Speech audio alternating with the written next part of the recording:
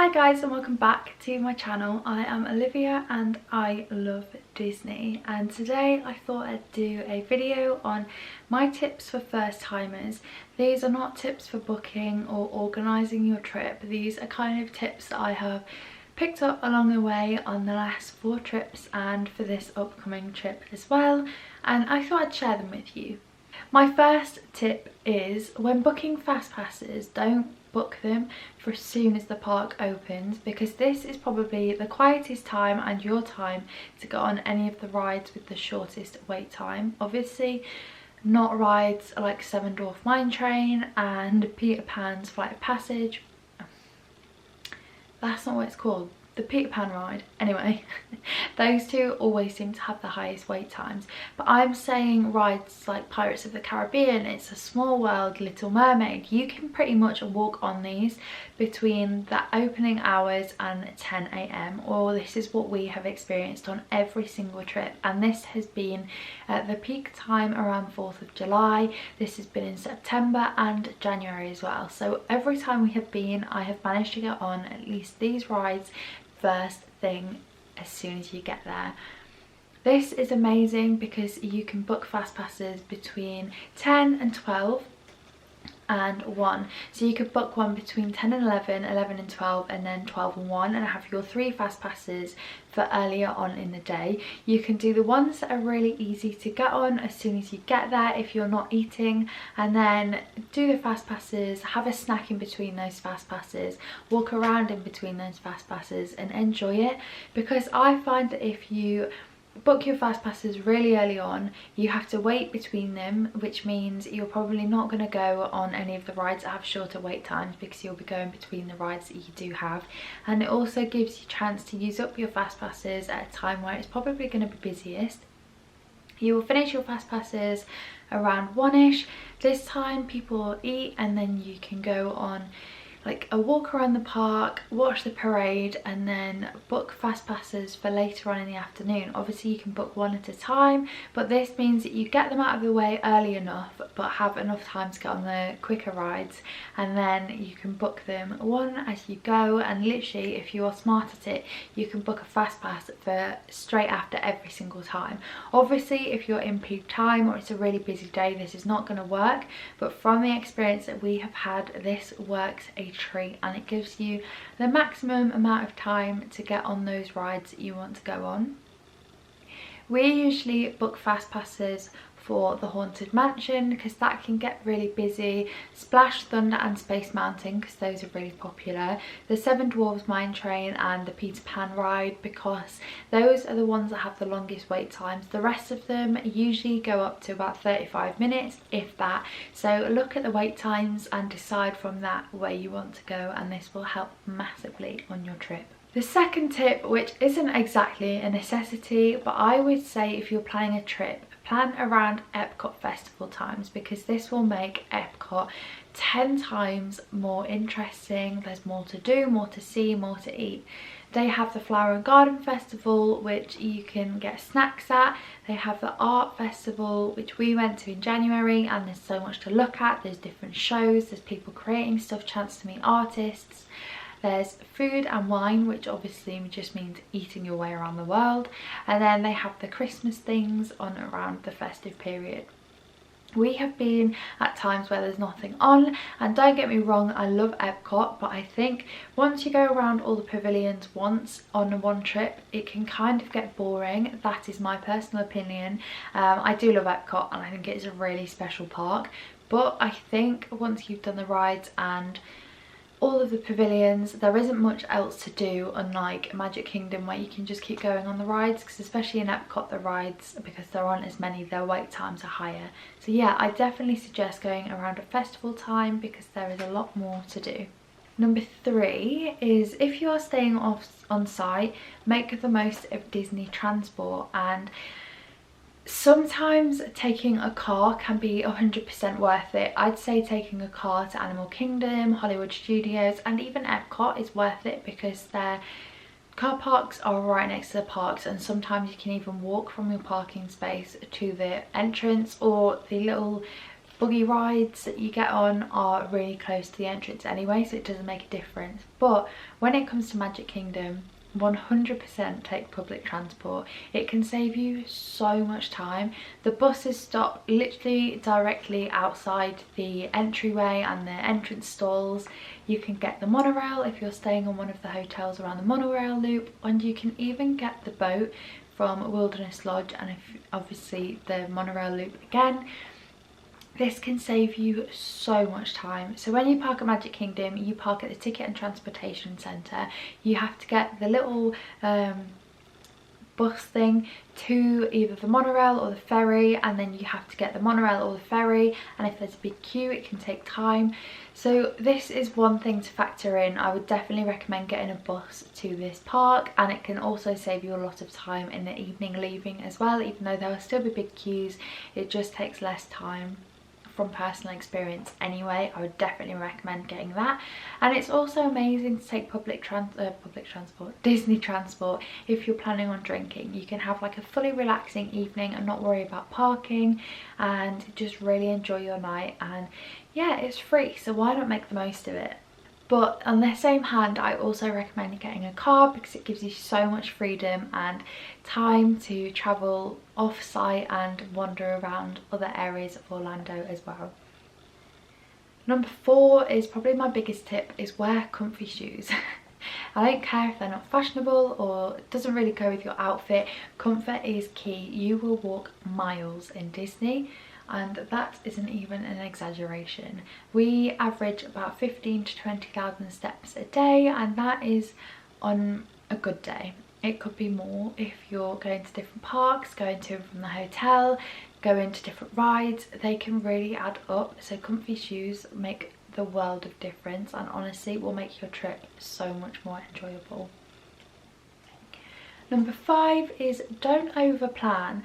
I see so many people on like Facebook groups doing a literally hour by hour itinerary, and I think this is great if that's what you want to do, but I also think take a step back and enjoy living in the moment. We have caught so many different things just by being in the right place at the right time because we haven't had a plan.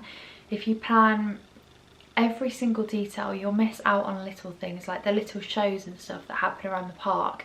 You'll be rushing around so much you won't take in all the hidden details. And I just think make a loose plan, which we have done. We've done like planned our dining reservations so we'll know what park we'll be in that day, and obviously when we have fast passes we'll plan those. But apart from that, like the time in between, definitely make sure you just stop and enjoy it and relax. Like Disney doesn't have to be all really strict and planned. I understand if your party is massive and you need a plan, because obviously you'll have to book every single restaurant and every single fast pass to make sure you get together. But if you're just like even a smaller family, or you know, you could do it as a big family, I guess. You could eat at quick service places. Just don't be too strict and make sure you stop and thoroughly enjoy it and absorb everything around you.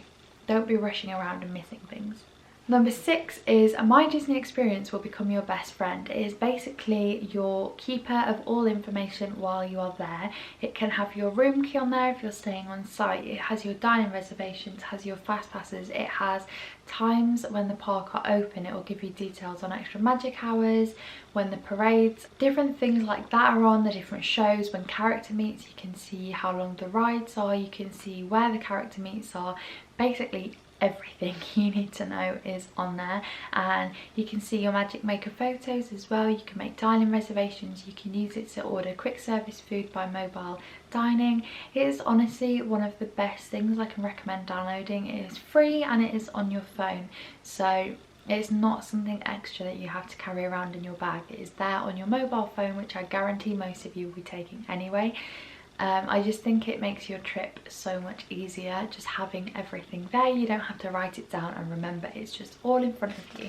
I'd say if you are eating on the dining plan, or even if you're not, if you're eating at a table service restaurant that is character dining or even family style, or just a table service in general, because they're usually places where you get more food, I'd spread them out away from your quick service and maybe just eat snacks closer to the time, because trust me, you'll want to save room for all that yummy food, especially in the buffets, because you'll want to try everything, and if you eat too close to it, you don't want to fill yourself up. You want to make sure you are nice and hungry, ready to try all the delicious food.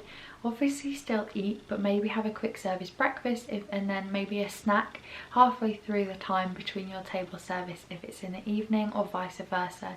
If you're having a breakfast, make sure you have a lighter tea so that you wake up nice and hungry, ready for that lovely delicious family breakfast.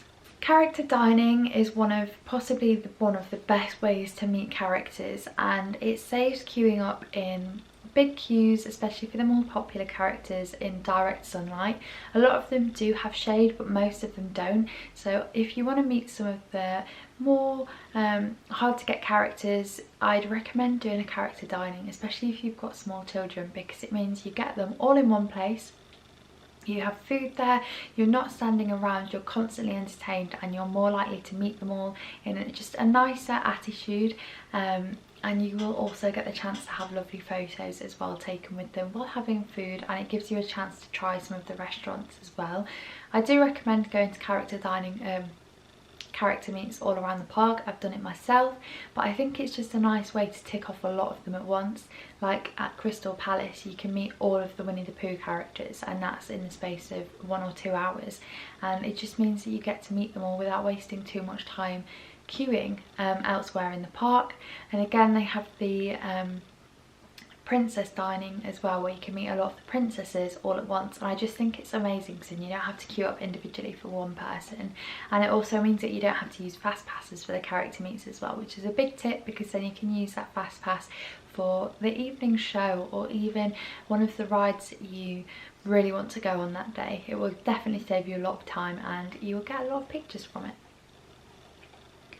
Number 9 is to make sure you explore the hotels, even if you're not staying on site.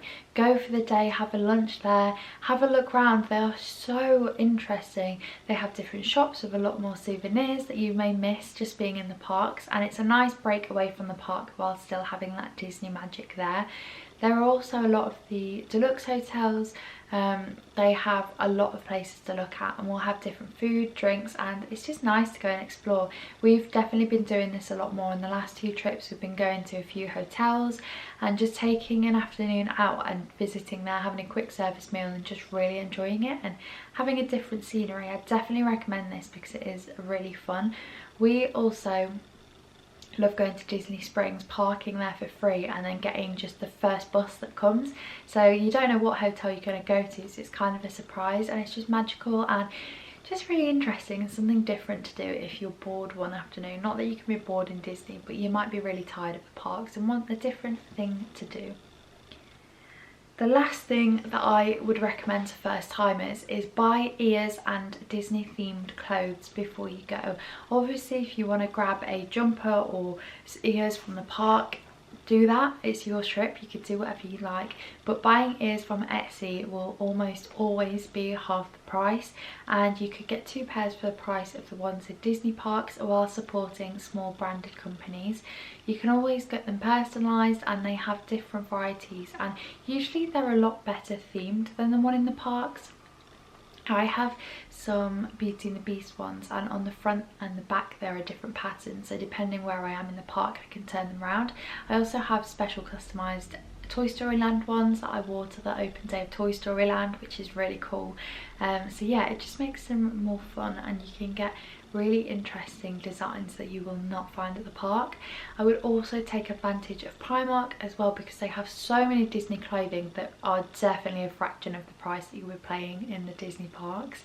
Yes, it's nice to get clothes from Disney parks, but at a cost of around $29 for a t-shirt, you will definitely help your wallet by shopping in the UK first, or wherever you're from, by getting smaller branded clothes that are cheaper but sometimes better quality, and it just saves you money there. You can buy different souvenirs. This is one thing that I would definitely recommend, is shopping cheaper for Disney outfits.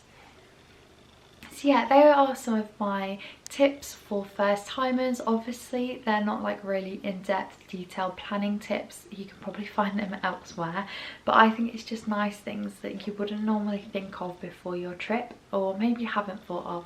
So it's definitely something to consider when you're planning your trip, and make sure you just really enjoy it. And it's exciting going for the first time and seeing it all in for the first time. It's just really magical.